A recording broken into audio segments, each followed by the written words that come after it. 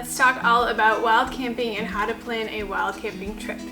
Now, if you don't know what wild camping is, this is a bit of an unconventional way of going camping. You're not necessarily booking a camping spot at a national park or a camp spot, anywhere where you pay for it and you have your spot secured for the evening, but rather you are traveling the backcountry and just finding a place to camp for the evening. And so this is something that we like to do, especially here in the Pacific Northwest, where we have a bounty of nature and landscape to explore.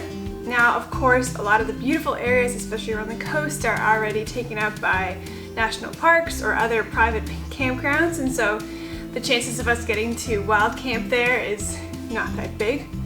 But there are some areas close by where we can go wild camping, where we don't have to pay for our camp spot, and we also don't have to worry about any kind of noisy camping neighbors. And so this makes it all the worthwhile for us, and we love exploring the backcountry of British Columbia, which is where we live here in Canada, and figuring out where we can find a place to park, explore, and have a beautiful scenery and view totally out in nature. So if you're interested in that, let me tell you how I plan a trip like this.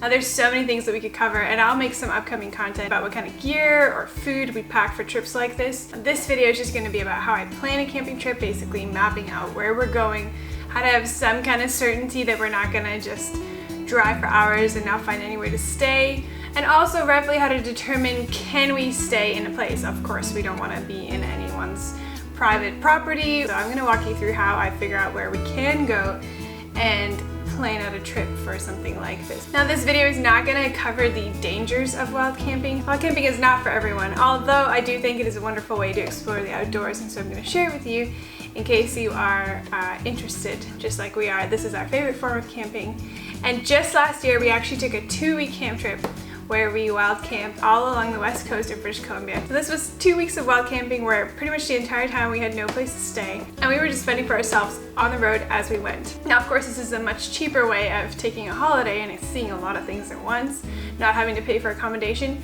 And we camp in our 4x4 Tacoma. We have a canopy in the back where we sleep, and then we store all of our goodies kind of in the back seat of this half cab and travel along with it. And so I'm going to walk you through how I planned where we were going to go to make sure that we at least had some place where we could pull over and stay. Although, of course, you can pull over anywhere and sleep in a parking lot.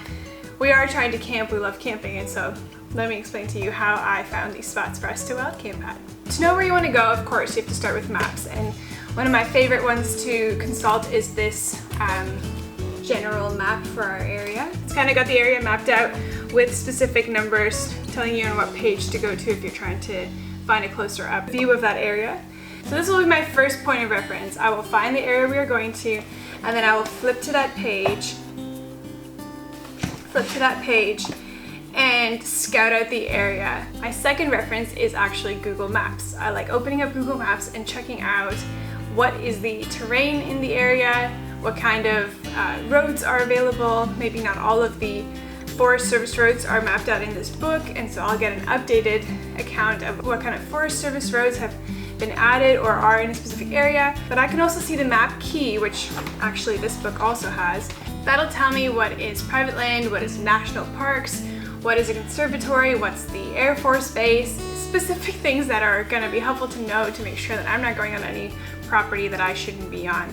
So that is helpful on Google Maps, but I can also consult it in this book. So 2 places to look. And then finally, I like to have a big map spread out on the wall of a total area where we're hoping to travel to. And this kind of acts as inspiration as we walk by the wall. We're constantly sort of checking out what kind of new spots are coming up, kind of checking out the map and imagining ourselves exploring a certain area. I can also add stickers for places we've already been and see kind of the distance relating to new places we want to go to.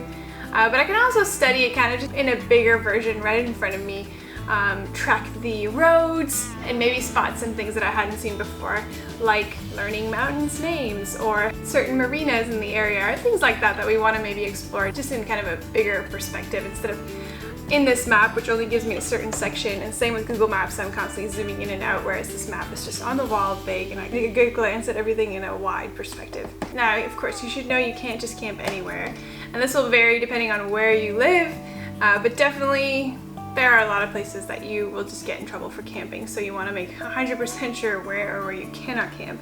Now, for us here in Canada, we are permitted to camp on Crown land, and so that is what I'm looking for. And most of the time, any kind of area where they are developing or logging actively is considered Crown land, and so you are permitted to basically use the land as a public land use zone, I believe that's what they call it.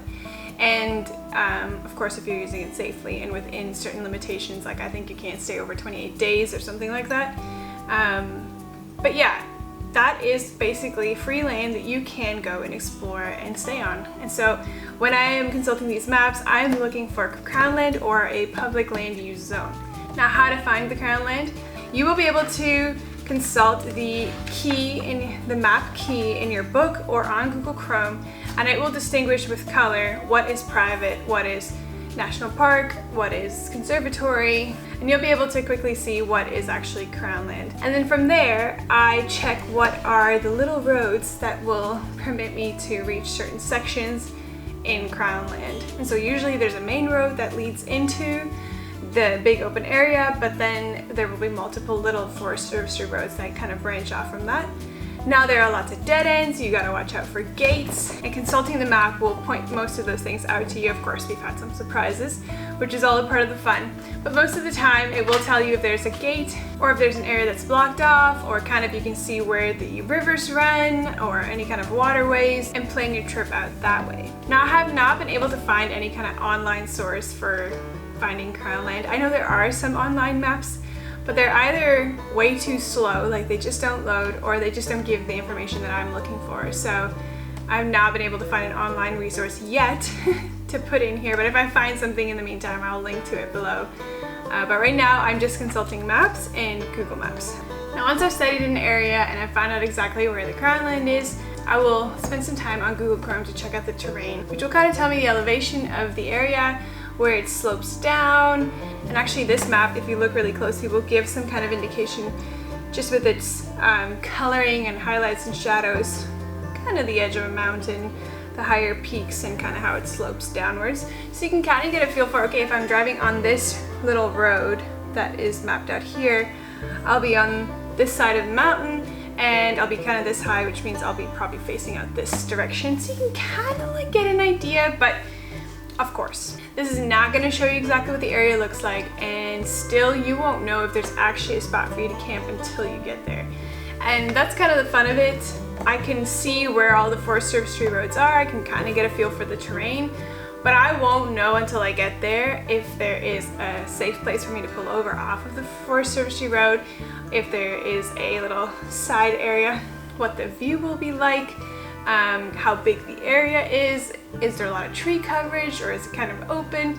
Of course, these are all just sort of hidden surprises of wild camping, which we love. There is a thrill in driving and not having any idea what you're driving to, but looking for a place where you could see yourself staying for the night. And of course, we're always looking for some kind of nice view, so there's a bit of a challenge also in finding a good spot.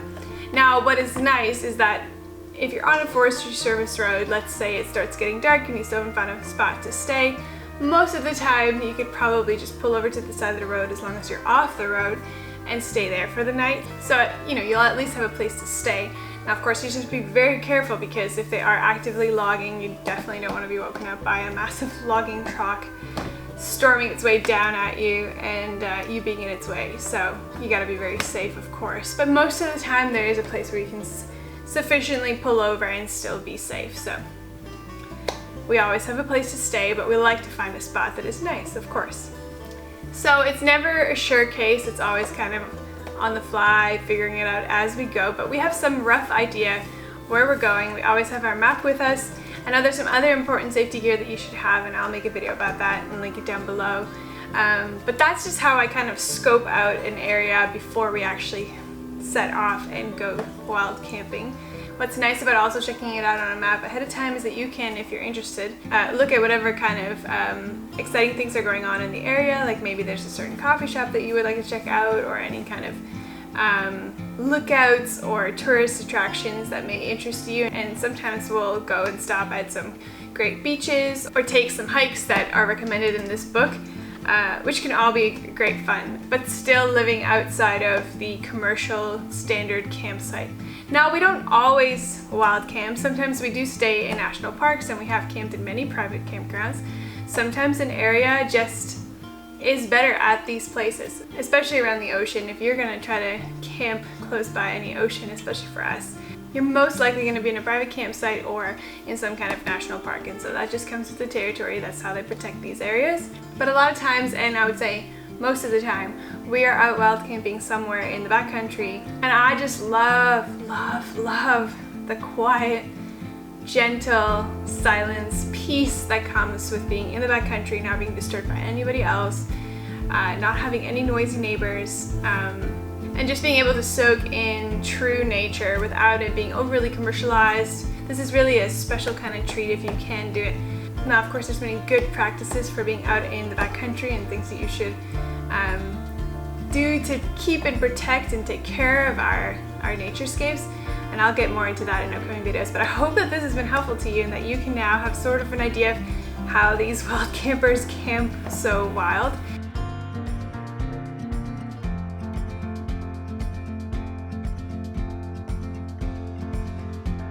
And that's really it. We're just consulting some map books, finding some crown land or a public land use zone, and then getting ourselves there and scouting the area and finding a good place to stop over.